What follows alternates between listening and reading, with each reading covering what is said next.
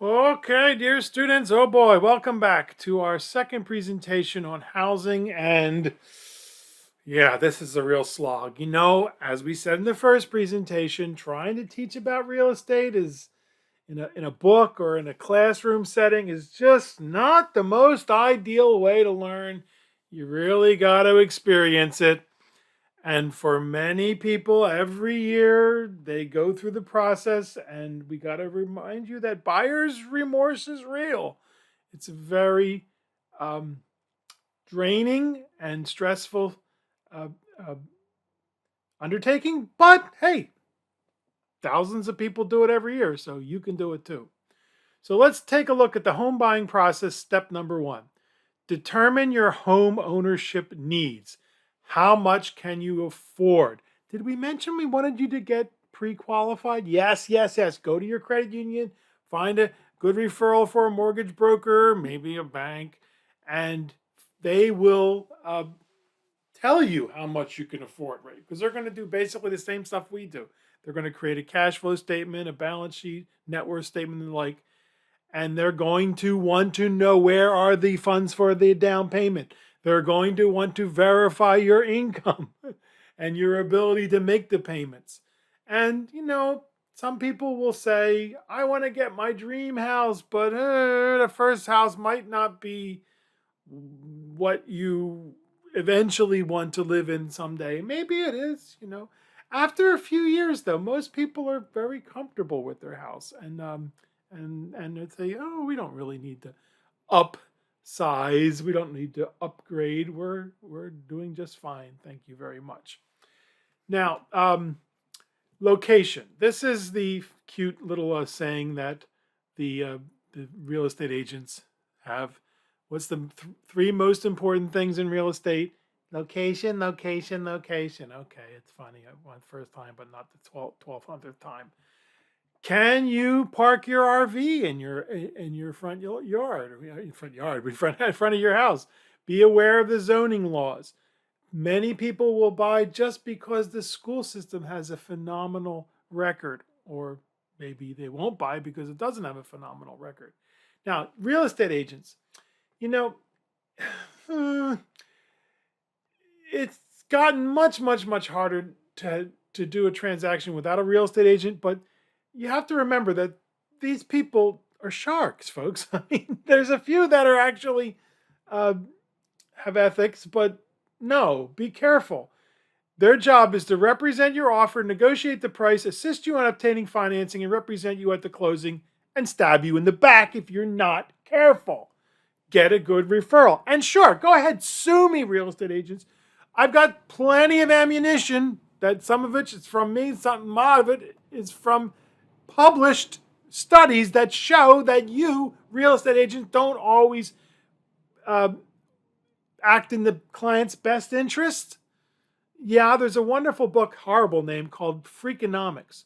And this guy he's a genius. He's an economics genius. And he finds these really quirky things that are common knowledge and turn out to be wrong, or cause and effect that are just astounding. And one of the things he did was take thousands of transactions, real estate transactions, and he was able to tease out those that were uh, done for a real estate professional, as opposed to the real estate professional doing it for somebody else. And what he found is that if they were real estate professionals selling their own home, their own property, they would often wait a week or two. If they got an offer, they said, no, you can wait a little longer, because they knew they could actually get a better price if they just waited a little longer. But you see, the incentives are all wrong. The real estate agent doesn't get paid until the deal is done, and they get a percentage. So why would they want to wait an extra couple of weeks when it's not their skin in the game? If they wait an extra couple of weeks and a person gets another $5,000-$10,000, it's only going to translate to $100 to them, not much money at all. Whereas if it's their property, it's going to translate into another $5, $10, $20,000. And of course, when he published this, the real estate agents jumped up and down and screamed and hollered and said, "How could you say this?" And he said, here's the data. And my personal experience is dealing with a real estate agent who would tell me, oh, you should always use a real estate agent when you buy because the seller pays the commission. Now, is that true? Yes. The seller typically, although it's negotiable, does pay the commission. But the same real estate agent, the same one, sometime later said, oh, you should always use a real estate agent when you sell because the price the price of the commission is built into the price of the house. So the buyer pays the commission. This is the same person who said this. And what did I do? I kept my mouth shut. I didn't try to show. I just thought, oh my God. And this is the thing. They believe this. They tell themselves this. Don't worry, we're going to insult everybody by the end of the semester. Wait till I get the stockbrokers and life insurance agents. But really, folks, you have to be careful. Now, if you are a buyer, you can play the game. Don't get a real estate agent to help you buy unless you can get a really good referral and somebody you trust, and then it's worth it. But this is what the real estate agents will do. If you have you have a buyer agent, what's going to happen is that when the transaction goes through, the buyer's agent and the seller's agent will split the commission. That's typically how it happens. It doesn't have to happen that way. It's negotiable, but that's what typically happens. If you do not have a buyer agent, then the seller's agent gets to keep the whole commission. So they will, and they've done it, I've seen it, they will push your offer, even if it's not more money, they will push it ahead of other people's offer because it's going to give them a higher commission. This is what you're up against, folks. And ethics is something that is required for them to learn. And of course, they believe that they're ethical. They obviously believe they're ethical. Everybody wants to believe they're ethical, but be careful. Obtain an appraisal. It's going to happen anyway, so you don't really need to have it happen. My recommendation would be just get on your bicycle and ride around the neighborhood and see what similar houses are selling for or sold for, and do your own little appraisal. A real estate agent will say, "Oh, we'll do a little pre-appraisal. We'll do our own little pre-appraisal just to get your business." A home inspection. Maybe not. These home inspectors I have found to be not very useful and very expensive. If you're going to really want to get a home inspector, get a plumber that you trust, get an electrician that you trust, get a contractor you trust to get in there and take a look at it and tell you what needs to be done.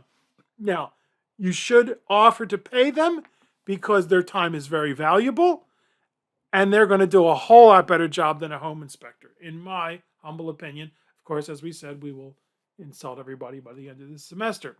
Determining the home's value. As we said, you do the work. Go do the work. See what places have just sold for, what they're selling for. Ride around on your bicycle. That's the best way, in my humble. Get some exercise while you're doing it. Negotiating the purchasing price. Now remember, the buyer's agent is supposed to act in your best interest. But no. The buyer's agent knows that the seller is going to be paying the commission. So the buyer's agent may be thinking about you, but they're more thinking about the commission, and they're thinking about the seller. So again, find somebody you trust. I have a couple of names I can give you of people who are very ethical, and I even asked him once. I said, "Where's the ethics in your business?" And he said, "Well, some people are ethical and some people not so much." He was honest.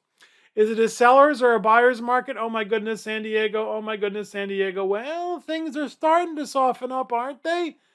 But in general, more people want to live here than there are homes, and we got to deal with that.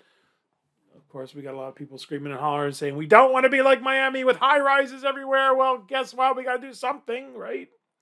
Maybe put housing out on the ocean somehow? No, forget that. There's a wonderful book about that. Anyway, forget that. Earnest money. What is the earnest money? Sometimes it's called the It's not a down payment. It's not a down payment. It's a deposit, basically. We want to buy this house, so we're going to give you $5,000 or whatever. Now, if you don't actually wind up buying it because you've taken it off the market, basically, and there's no more offers coming in, then they want to keep that $5,000.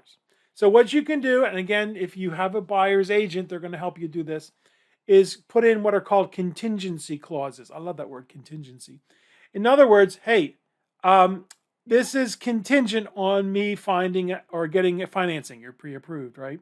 Or it's contingent on the sale of my current home because I'm going to use the proceeds from that home to buy this home. So make sure you don't lose your earnest money. Your not down payment, that's separate, but your money to keep to take the house off the market and don't entertain any more offers. Okay, we told you to get pre-approved. If your down payment is less than 20%, often the mortgage company is going to require what's called private mortgage insurance. We'll discuss that in just a bit. You want to apply and qualify for the mortgage, assuming you haven't pre-qualified. Get pre-qualified. And then there's a separate presentation for the discussion of points versus interest rates. What are points? Well, points are things at the end of a stick that they poke you in the eye with. Well, close. Not in this case, though. It's called a buy down. If you believe you want to live in this house for a long time, you would take more points, pay more points, and get a lower interest because over the life of the loan, you're going to spend less. However, if you know you're only going to be here, maybe you're in the military and you're only going to be here for a little while, then it makes more sense to pay as few points, as little upfront costs, closing costs as they're called. Well, points are just part of the closing costs. Because hey, I'm not going to be living here that long. That way you'll have a lower monthly payment. And so in the presentation, what you will see is the inverse relationship between the interest rate and the points. The lower the interest rate, the higher the points, and the higher the interest rate, the lower the points. Now, what is 1 point? It's 1% of the loan. It's the privilege you get, you have to pay for getting the loan. So every 1 point is 1% of the loan. So definitely, if you have to stop the presentation here and go run over to the other one, because this in the face-to-face class, this is what we would do right now. We'd say, okay, take a look at this, and so you do that. That's a separate presentation, so check that out. Here's PMI. It's kind of like PMS. What are you going to do? It's part of the industry. Private mortgage insurance protects the lender from financial loss due to default on the loan. Well, okay, it protects the lender, but who pays for it? You, the borrower. What a scam. What a deal. Because without it, they don't want to give you the loan. It's usually required if the home buyer puts down less than 20% on the home. When the equity builds to 20%, it is supposed to end automatically. But hey, the lender's not going to get rid of it automatically. No, they're not paying for it. It's protecting them. So you have to petition them and say, hey, I have 20% equity in my home. I want to get rid of my PMI. And they might even charge you a couple $100 to do the assessment. I've never seen this happen, and I should do more research because I have a funny feeling it's a little too good to be true. Supposedly, you could avoid it by taking out 2 loans, a 80% fixed rate loan, what we'll talk about, and then the home equity line of credit that we discussed in Chapter 5. The home equity line of credit is going to be more expensive and not necessarily tax deductible. So, yeah, I think it's too good to be true. Yes, get that down payment up as much as you can and pay down your mortgage and get rid of that PMI. Now, slide 24, types of mortgages. Well, we're going to mostly calculate and look at conventional mortgages, sometimes called fixed rate, fixed payment, fully amortized mortgages. Typically 30 years, although you could do it for less time and pay a whole lot less in interest, as we'll see.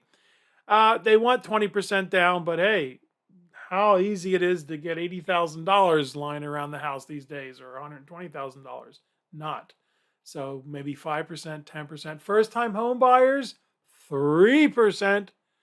Yes, right. We expect to pay plenty of PMI and a much, blah, blah. So the more you, in my humble opinion, now there are some people who say, no, no, no, you want the lowest down payment as possible. You want to pay me now or pay me later. Adjustable rate mortgages.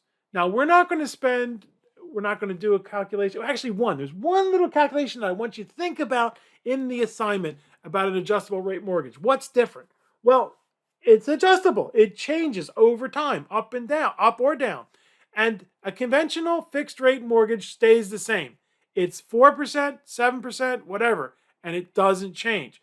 Whereas an adjustable rate mortgage is going to reset every 6 months, every 12 months. There's usually a cap on how much it can reset, maybe 1% every year, and there may be a total cap. It can't go more than, say, 10% over the life of the loan. But what you're essentially doing is you're now taking on some of the risks that the lender takes on. So if the lender sells you a mortgage for 4% and interest rates go to 7%, oh well, they keep getting their 4%. So if you say, I'll take an adjustable rate mortgage, interest rates go from 4 to 7%, your interest rate is going to go up. Of course, if interest rates go down, you'll get to enjoy that break in the interest rates. You won't have to refinance for a better rate. Now, some of these are really dangerous. The option ARM, the optional adjustable rate mortgage.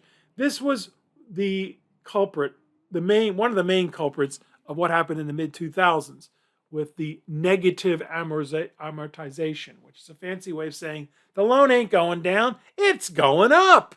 And there's a presentation on what happened after the wheels fell off of the economy, after the train left the tracks and destroyed everything in its path as it went through the world. And so check out the dreaded optional adjustable rate mortgage. You have to ask yourself a question. Are you willing to take on this risk? They will, of course, give you a lower rate. Hey, to start off, but then remember, it's going to reset after 6 months or not 12 months. But if you don't plan on living in the house for quite some time, it may be a good option. I'm not a fan of them. That doesn't mean you shouldn't use them, especially if interest rates are high. You can bank on, or you can guess, interest rates going lower. But remember, there are people with a whole lot of letters behind their name, like PhD and all those other things. And they are paid tremendous sums of money to incorrectly predict where interest rates are going to go. Can you imagine how much money they make if they could correctly predict where interest rates are going to go? Now, if you are part of the military, the VA has some wonderful programs, and talk to your folks at the VA because, oh my goodness, 0% down. Wouldn't that be wonderful to be able to buy a house with 0% down? And then FHA is often for people who are just starting out, first-time home buyers, and they have some pretty good programs too. Now, some mortgages, slide 25, have what's called the graduated payments. This was a typical characteristic of the optional adjustable rate mortgage that, started you off at a very reasonable amount of money every month. And then the next year it went up $300. And the next year after that, it went up another $300 or $400. And then finally, after the third year, it went up about $500. And it reset, whatever that means. And now you have a mortgage that's almost twice as much as when it started. You don't believe me, do you? Well, this is what was going on in the mid-2000s. Somebody would get a $500,000 loan with a $1,600 a month payment. No. That's where the negative amortization came in. What happened is they were paying that $1,600 just for 1 year, and the money they should have been paying to pay the interest was getting tacked on to the loan. So the loan wasn't going down, it was going up. And the next year it went up to $1,950. And the third year it went up to $2,400. And the fourth year it went up to $2,900. And now the person can't make the payments. And the mortgage has ballooned to $530,000 or whatever it is. And now you're in trouble. And that's what happened in the Great Recession, in the global financial crisis. Many people who should never have been given these loans in the first place were, because all they had to do was say, yes, I'm breathing and I'm making $80,000 a year when I'm only making $30,000. Yeah, it was a mess. And so check out the presentation on the monthly mortgage resets and the dreaded option arm mortgages. Some loans, typically home equity line of credits, come with interest only. I love it. It's pronounced IO. Yeah, I know, IO. And then there are balloon mortgages. Balloon mortgages. What are these? Well, they're actually very useful for you if you know you're not going to stay in the house for 5 or 7 years, or whatever. You'll see this. You'll see 30 due in 7, 30 due in 5. What does that mean? Well, they're going to create the loan as if it were 30 years, but after 5 years or 7 years, they want you to pay off the rest of the mortgage. That's why it's called a balloon mortgage, a balloon payment. And obviously, no one's going to come up with $375,000. What people do is they typically will have sold the house by then, or maybe refinanced. Now, why would you want to do this? You know you're not going to be in this house for more than 5 years. And by going with a 30 due in 5, they will give you a much better interest rate, which means your payments will be lower and you'll pay less in interest. So there's a trade-off here, right? If you wind up not wanting to leave the house, then you've got a problem.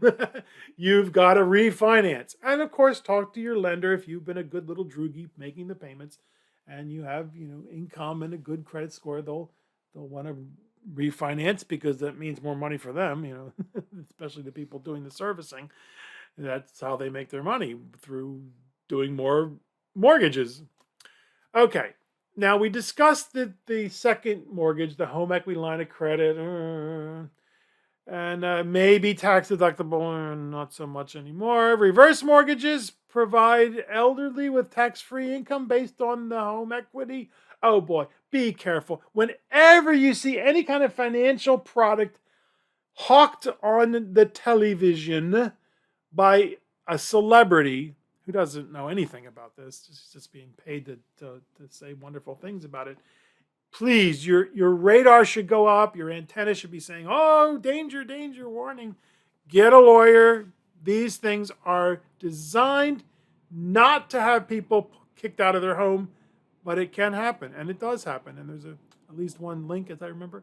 There's one, maybe a second one, of on the website in Canvas that shows you that, yeah, reverse mortgages have made people get kicked out of their houses.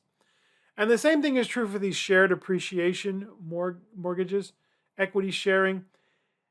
And they're just sexy. They're just so enticing. Hey, you don't have to pay us anything now. We'll give you $50,000. And then when you sell your house or pass away or whatever, we'll take half of the appreciation. So people have been royally burned by these. And they're usually the elderly, of course. And so they look at the house that has gone from $350,000 to now $1.1 million, and they have to give half of that appreciation back to the lender. And these things are legal. I don't think they should be, personally, but I'm not in charge.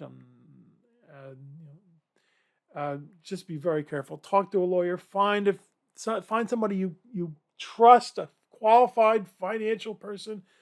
I'll be happy to help anybody do my best to dissuade them from doing this, because I've seen the results. I've seen how people have just been royally screwed, and they thought they were going to be able to give an inheritance to their heirs, or be able to use the equity in the home later on, and no, they've been stabbed in the back by the financial services industry. And of course, anybody who tries to say anything like this is called a socialist, a communist, whatever. Oh well, oh well. The buyer beware. When interest rates fall, it's always a good idea to entertain the notion of refinancing. But the problem is you're going to wind up paying all the same closing costs that you paid the first time when you finance. So it may be a good idea, it may not be a good idea. And one of the problems on the assignment is to ask you, is this a good idea? How much is it going to save you over the previous payment? And how much will it cost to buy back, to pay back, to break even those closing costs that you had to pay to refinance the mortgage? Mortgages and financing fees. It used to be almost impossible to compare apples to apples when shopping for a loan. A lower interest rate was usually some kind of come on in exchange for being soaked with garbage fees. And the loan applicants often were not made aware of those extra fees until the day of the closing. There'd be a line item. Loan disbursement fee, $15,000. What is loan disbursement fee? What are you charging me for? Well, that's the loan disbursement fee. You're charging me $15,000 to write a check? To wire the money? I mean, is that what you're doing? No, that's the loan disbursement fee. Well, not anymore, folks. Not anymore. It is much safer and easier now. New rules forbid bait and switch maneuvers that used to be commonplace. This goes back many years. In 2003, there was an effort to create a standardized method for pricing home loans. The industry shot it down.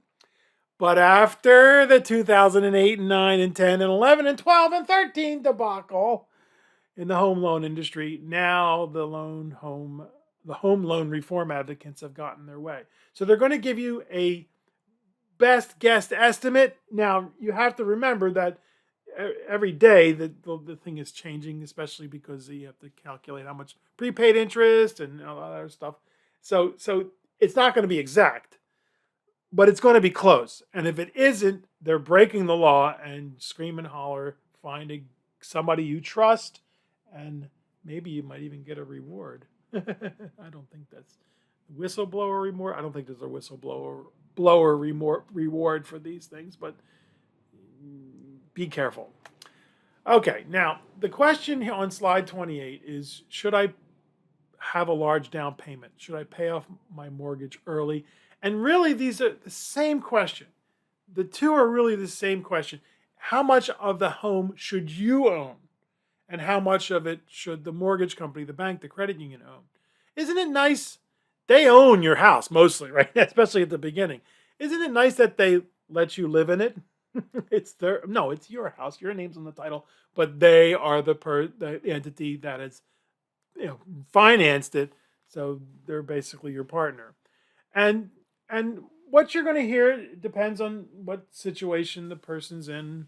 The real estate agent says, no, don't use a large down payment. Don't pay off your mortgage early. You're going to buy a new house every 4 or 5 years, right? So that she can make another commission. The financial representative says, oh, no, you should invest the extra in a mutual fund.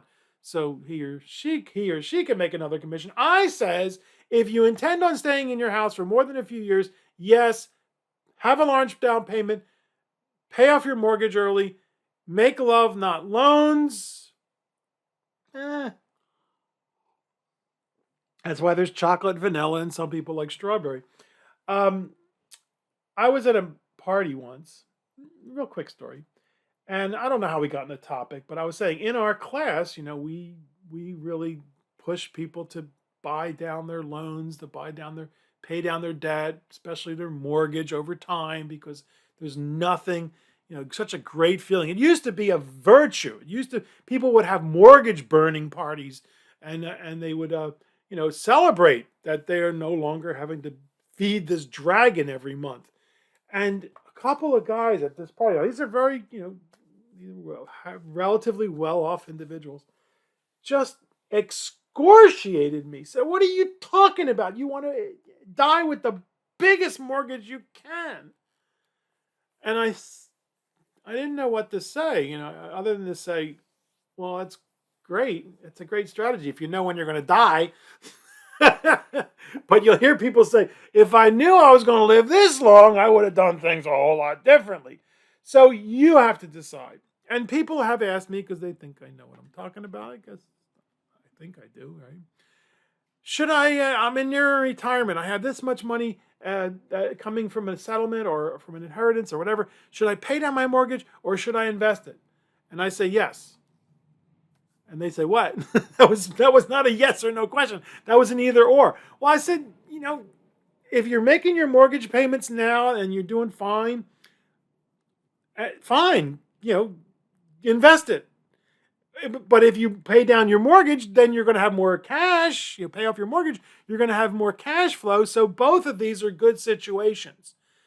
If you had told me you were going to go to Las Vegas and spend it all on a great weekend, $80,000, I've heard of people spending that much money on a weekend. I can't imagine what they were doing for that much money. But hey, both of those are great ideas. Investing and paying down debt are both great ideas. But if it's up to me, I'll pay down the debt because I make love, not loans. All right, slide 29. We mentioned refinancing. When interest rates trend lower, many homeowners consider refinancing their mortgage and getting a lower interest rate. Payments usually go down as a result, but what's the problem? You have to sell the house back to yourself. You have to pay all those points and closing costs all over again. The rule of thumb is if you can get your rate down by 2%, then go ahead and refinance. But sometimes you'll see these very low cost or no cost refinancing. And as long as your rate's going down, even if it's not by much, it will still make sense to refinance. Realizing that it's a very stressful process. You're going to find all about that when that mortgage broker or their representative, usually a notary public, drops 140 pages in front of you and you have to sign each one or initial each one. It's a stressful situation or deal. Okay, the step number 5, closing the purchase transaction. Here are all the closing costs. And now why are they called closing costs? Because what you do, folks, is you cover your eyes, you close your eyes, and you sign. No. You really should skim through the documents, but folks, you can't. There are just 100 pages of legalese that you can't figure out. But you should do your best to just peruse these and see what they're doing, and don't be afraid to ask. But it's going to be an ordeal. Now, what's title insurance? We'll talk about that on its own slide. That protects you in case there was any kind of hanky-panky going on. Or typically it's hanky-panky. Sometimes it's inadvertent, but usually someone's trying to pull the wool over your eyes. The escrow fees, those are the bean counters. Those are the people who are putting all the money's in the right place. The attorney's fees, some states it's just de rigueur. It's just, you're expected to have an attorney. Not so much California, but it's no reason why you can't. An appraiser's fee, that's going to be charged because every house has to be appraised. The lender won't lend you the money until it's been appraised.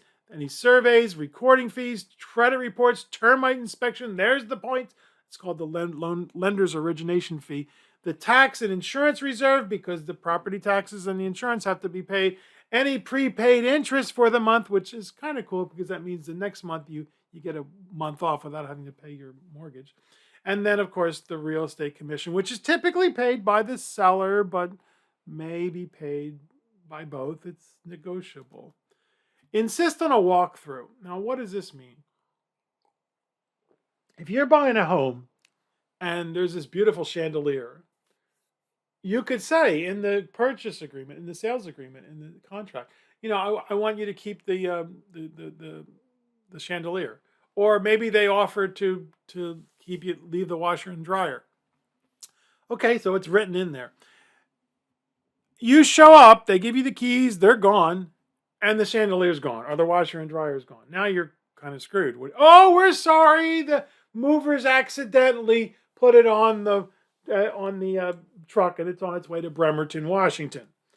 Yeah, right. So the day before, you can say, I want to see that this stuff, before it closes, I want to make sure that this, and then if it's not there, okay, they want to knock off the money off the purchase price, the big jerks. Now, title insurance. What is title insurance? Well, many people don't really understand it, but it guarantees that the seller owns the property. Wouldn't you just love to sell something for $500,000 that you don't own? That the seller and the buyer are who they say they are, that there are no liens or other encumbrances on the property. In other words, there's no unpaid debts that the property has. And if there are, the seller's got to get rid of them before they sell. If your home was purchased or refinanced within the past few years, you can ask for, and you should get a discount on the title insurance policy. Why? Because they really don't do a whole lot anymore. It's all automated. And it's only a couple hours work, and they charge you a ton of money for this, folks. It definitely pays to shop around for title insurance. Do not assume the company your real estate agent suggests will give you the best price. My understanding is that kickbacks are illegal, but my understanding is that they also happen. So one of the states that starts with the letter I, Iowa, encouraged, I forget exactly how, title insurance competition, and title insurance premiums fell dramatically. So definitely shop around. Do not presume that you're going to get the best deal from your real estate agent. Yes. Slide number 33. We've been talking about, buying, but now what happens when you sell? Well, there's a wonderful book. JD, I forget his name now. JD.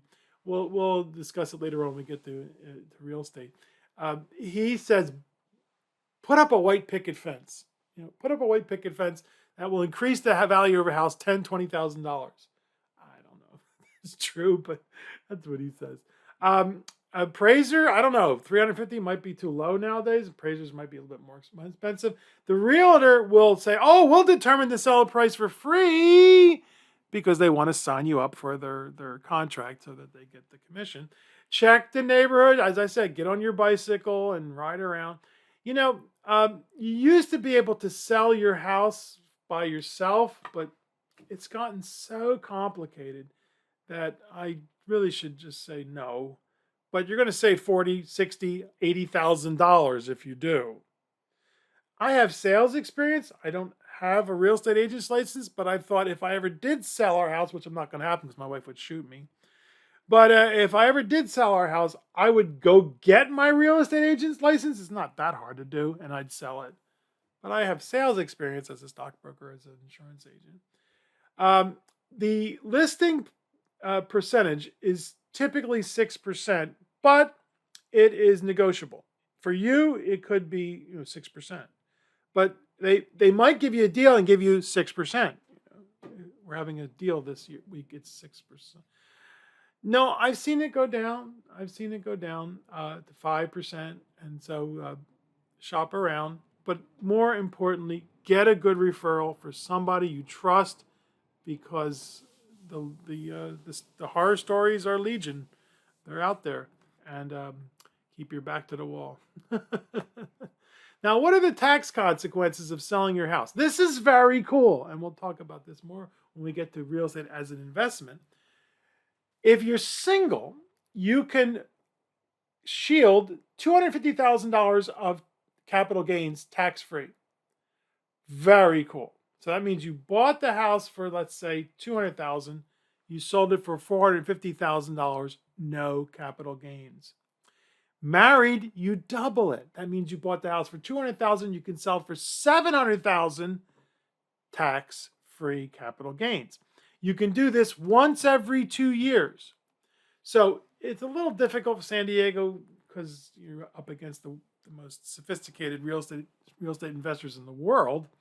But in some areas of the country, you could buy a fixer-upper, fix it up, live in it for 2 years, fix it up. Usually these people are very savvy with toilets and plumbing and how framing and the like, carpentry, and then sell it with no capital gains taxes after you live in it for 2 years. My advice would be don't watch the shows on flipping, But these aren't people who are flipping it, they're actually living in the house for 2 years. By the way, if you lose money on your home, there's no capital losses. Well, it's your home first and investment second. That's my humble opinion. Other people will say, no, no, no, it's an investment first. It's your home second. They're usually real estate agents. But this is very cool, and we'll revisit this when we discuss real estate as an investment. Slide 34. Okay, we're going to learn how to do mortgage calcs. They're very similar to the future value calculations we learned in Chapter 1. There are formulas that you math-inclined people can look up on the infernal net, but we mere mortals just use the mortgage table that we'll see in a moment. Currently, rates are bouncing around, but they've come down from their peaks, and now you're looking at a 30-year loan around 6%. You might do a whole lot better, especially if you check out places like AIM loan that we use in the presentation on points versus rates, interest rates, and I don't get any kickback from them, and they're not alone. But these internet-based mortgage companies are often giving you better rates. Credit unions are usually pretty good. Mortgage brokers are going to be able to help you quite a bit with the process, but they usually charge more because they're more personalized service. So let's say we go to our credit union or an internet broker and get 6% for a 30-year loan on a $400,000 principal. So that means if we put 20% down, we bought something for around $500,000. Oh, yeah. Yeah. And so how does this work? Well, we have to remember that it's a 30-year loan at a 6% rate. So where do we go? We go to the mortgage table, which is on the website. And I'm going to call it up right now. And it looks similar to the future value table, right? Well, it's a little different. We go across the 6%, there's 6%, down to 30 years, 5.996. That's the multiplier for the mortgage, but it's per 1,000. I'm going to move this over. You see where it says mortgage principal and interest per $1,000. So there's a little tricky part in part of our calculation that you may forget and get some really strange numbers. We take that 5.996 and we multiply it times 400,000, but cross off the last 3 zeros because it's per 1,000. Or if you want to, you could just divide by 1,000, either way. But just remember, if you don't do that, you're going to get an astronomical number that's more than the loan itself, and you'll have paid off the loan and a whole bunch of other loans in the first payment. Yeah. So be sure to cross off the last 3 zeros or divide by 1,000. And so if we multiply the $400,000, 400, forget the last 3 zeros, times 5.996, it means our loan payment, interest and principal. This doesn't include insurance, taxes, all the other things that we have to worry about, utilities and all that stuff. No, this is just the mortgage and this is just the principal and interest. $2,398.40. Well, some people are paying that for their 1-bedroom apartment, right? Some people are paying more. So we find that that's our loan payment, and that is fixed. These are fixed rate loans that we're dealing with. There are adjustable rates that we talked about, but these are fixed. And then how many payments? Well, there are 30 years times 12 payments per year. Yeah, 360 payments. So just think, after your first payment, oh dear, only 359 more payments and it's all ours. So we have a loan payment of $2,398.40 times 360 payments, and that's $863,000 that we're going to pay over the life of the loan. You see why your banker's always so happy to see you come in the door? Yeah. Well, how much interest is that? Remember, we borrowed 400,000, so we would subtract the 400,000 from the 863,000, and that would be around $463,000 in interest that we've paid. Now, remember, much of that may or may not be, depending on our financial situation, tax deductible, but still, it's money we have to pay. Yeah. Ooh. Now, what if we have two salaries, or we make a pretty darn good salary, and we say to our mortgage broker, credit union representative, or internet-based mortgage company, whatever, do you have any 15-year loans? Oh, sure we do. And by the way, we'll lower the interest rate by about 0.5%, maybe more, depending on the lender. So that's 15 years at 5.5%. So let's go back to our table here. Come on, sweetheart, where are you? There you are. Go across to 5.5%, down to 15 years, and now the multiplier is 8.171. Okay, let's see. Come on, go down. Multiply the 400,000, remember, cross off the last three zeros, times 8.171, and we have $3,268.40. So it's not 2 times more, even though it's half the time. People might think, oh, it's going to be twice this $2,400. No, it's not that way. Why? Because in the first several years, when you're making a 30-year payment, 30-year loan mortgage, much of what you're paying is just interest. Whereas if you have a 15-year loan, you're paying far more principal those first years, and so the loan is falling much more rapidly. But it means you have to come up with another $800 every month. Oh yeah, right.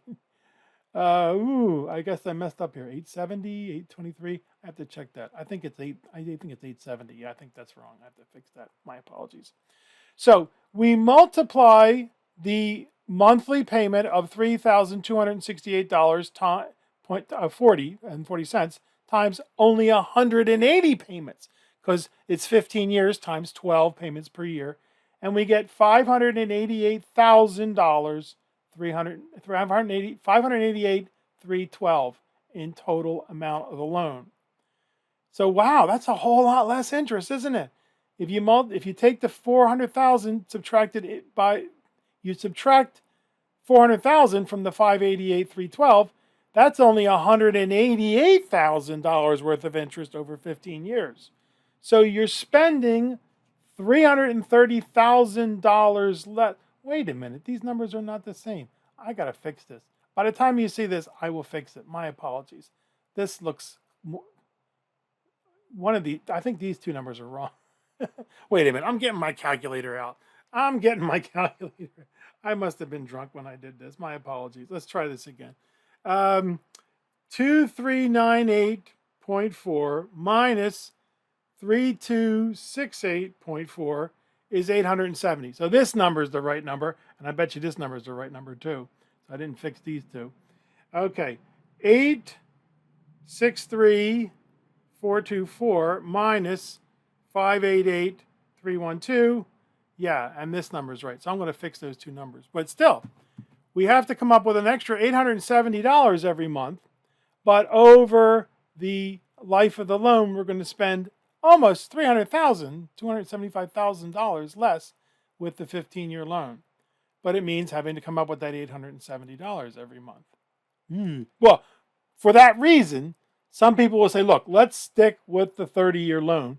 But every year, let's make an additional payment. Let's act like we have a 13-month. Or let's put an extra couple $100 down every month.